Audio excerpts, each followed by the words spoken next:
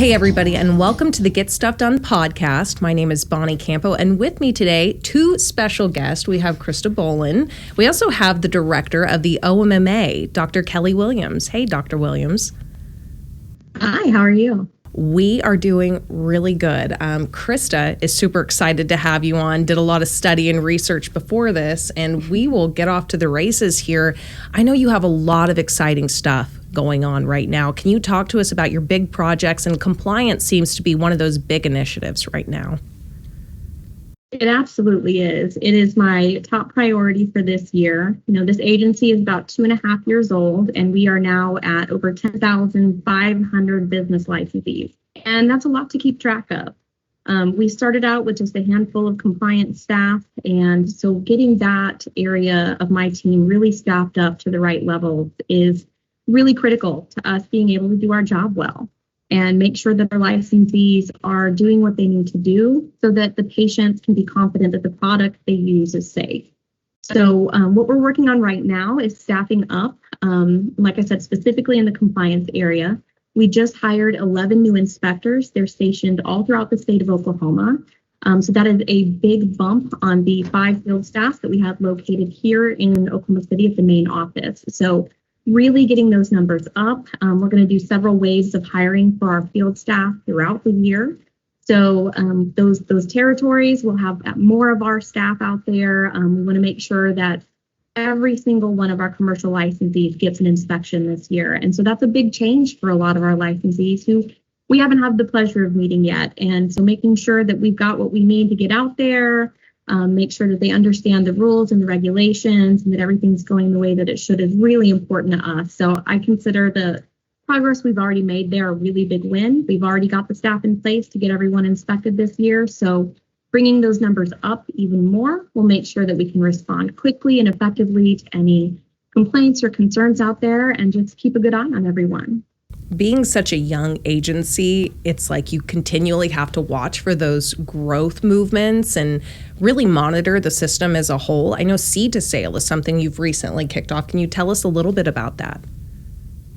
Yes, definitely. So seed to sale is really going to help our compliance efforts as well. So their staffing is a big part of it, but that seed to sale system is really going to help us out and make sure that we're much more efficient, much more effective. So what it is a software system that gives the state real-time access on every plant and every package of any medical marijuana or medical marijuana product in the state of Oklahoma. So we'll be able to look at where it is. If there is a problem with a product at the dispensary, we'd be able to find out who grew it, who processed it, who moved it, all those different things, and each one will have its own tag. So one of the best pieces, in my opinion, of this system is that licensees who are purchasing a product, like a processor who needs flower from a grower, they'll actually be able to look in the system and see the test results, those safety tests and potency tests performed by the laboratory with the results actually entered by the laboratory, and those tags will enable that licensee who's purchasing that product to know that what they're looking at is the item that was tested by the laboratory. So it really helps to shore things up for our licensees. And if ever there's a recall, we'll be able to know every shelf it's sitting on, every licensee who has it. So instead of a recall taking hours of work that might take weeks or even a month to complete to track all those things down, just a few clicks, we have that information and we can communicate with those licensees immediately. So we'll be in such a better place once this is fully operational at the end of April. Doesn't that just blow your mind? Like you can track it. And I guess you think of it as medicine. So you think about you should be able to do this with your prescription pills, but why not be able to? And it seems revolutionary because we have come such a long way in such a short time. Well, and it creates a sense of accountability for something that has historically just had a reputation for kind of being maybe out of control or kind of under the radar. So it brings that transparency to it that I think a lot of people really appreciate and trust. Yeah, the level of oversight that we'll be able to achieve with even just these 2 changes is just going to revolutionize things for us in Oklahoma and make sure that our patients can just sleep a little bit better at the end of the day. Yes. So any other big things you guys have going on right now, or really where are you headed as an agency? So really getting our staffing up across the board is really important. Making sure that we're looking ahead to the changes in the industry, the changes in the market, and really making sure that we're prepared for all of those. But one of the things that I'm honestly the most proud of is that we have our own quality assurance laboratory now. So no other state has something like this for their marijuana program. And there's, one of the biggest complaints I hear from the industry is variability in laboratory test results for their medical marijuana. And a lot of states recognize this variability. It's a young science in terms of legitimate research that can be done with cannabis. So there's a lot of variability, a lot of things that we can clean up, get best practices in place. And no other state is really tackling it the way we are. So we now have our very own laboratory. If there is product that we suspect may be unsafe, we have a trusted laboratory who's proven to be the best, who can do the test to determine whether or not something needs to be recalled. And then they're also going to be shelf testing product. So the things at the dispensaries, it's almost like a secret shopper. They're going to pull it out, check, was it really safe? Was the potency really what it was labeled as? And then they're also going to be helping the laboratories identify any areas for improvement that they may have.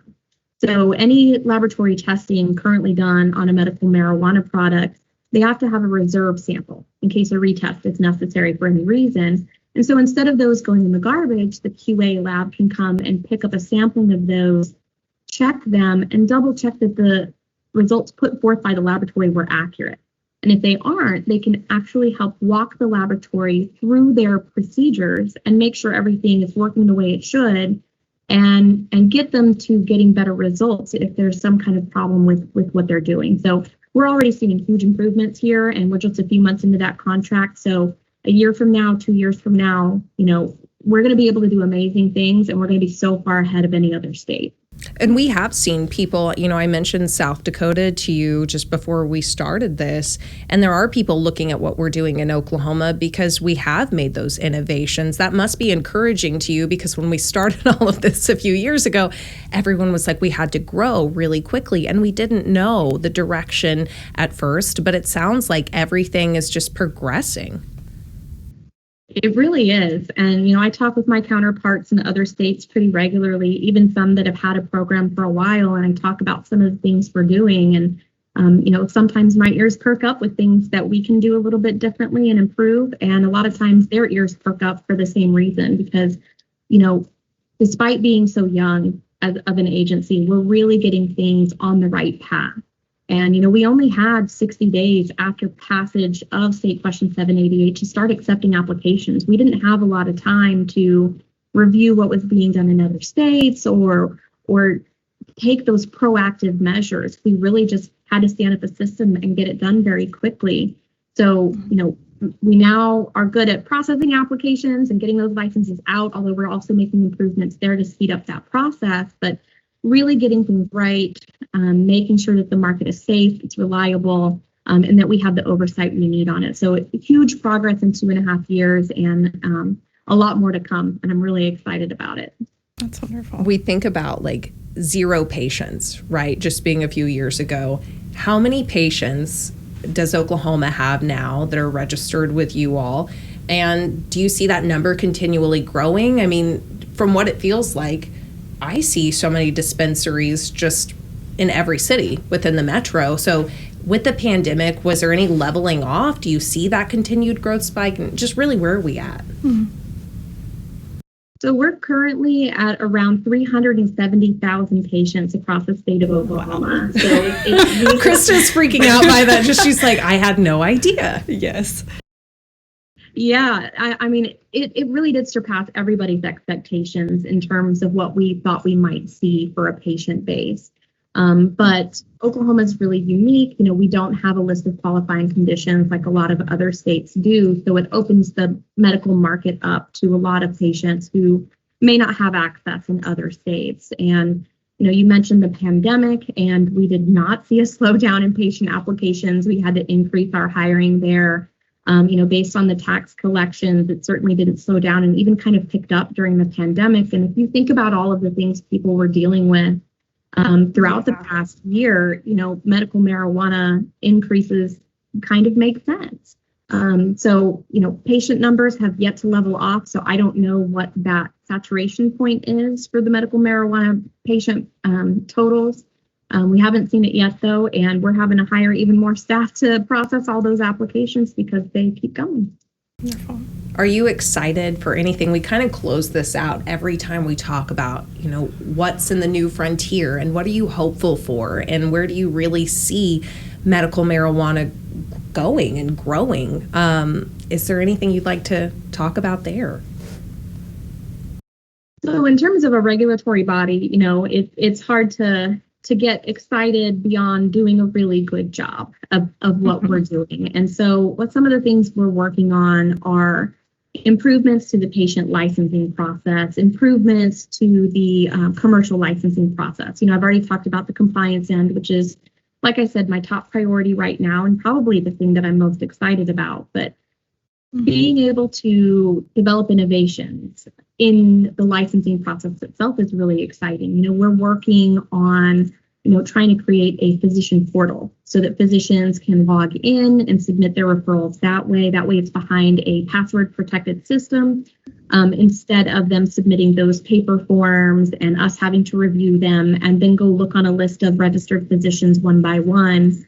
So taking a few steps out of that process and kind of helping to speed that up. That's going to help patients, that's going to help physicians, and it's also going to help us to be more assured that that patient referral is coming directly from a currently licensed physician. There's no gaps in that process when that piece of paper is handed from a physician to a patient, then uploaded to our site, and then we're verifying to the best of our ability the licensure status of that physician. That's a lot of steps, it's a lot of time, and it's a lot of opportunity for something to be mistaken. So if we can automate that, speed it up, and make it easier for everyone involved, I think that's a win for patients, for doctors, for us, for the industry, for everyone. So there's lots of things that we're working on, but that's one of the things that I think our 370,000 patients can get excited about when it comes time to renew their card. We're doing everything we can to speed that up and make it easier. And we talk about leadership too, right? So you've assumed this new role. How many staff do you all have now? As you mentioned, you continue to grow. Yeah, so we are currently, I believe, about 90 staff now with this new round of hiring. But with the continued need to increase our compliance staffing, the staff up plan I have puts us at somewhere between 150 and 180 a year from now. So pretty rapid growth.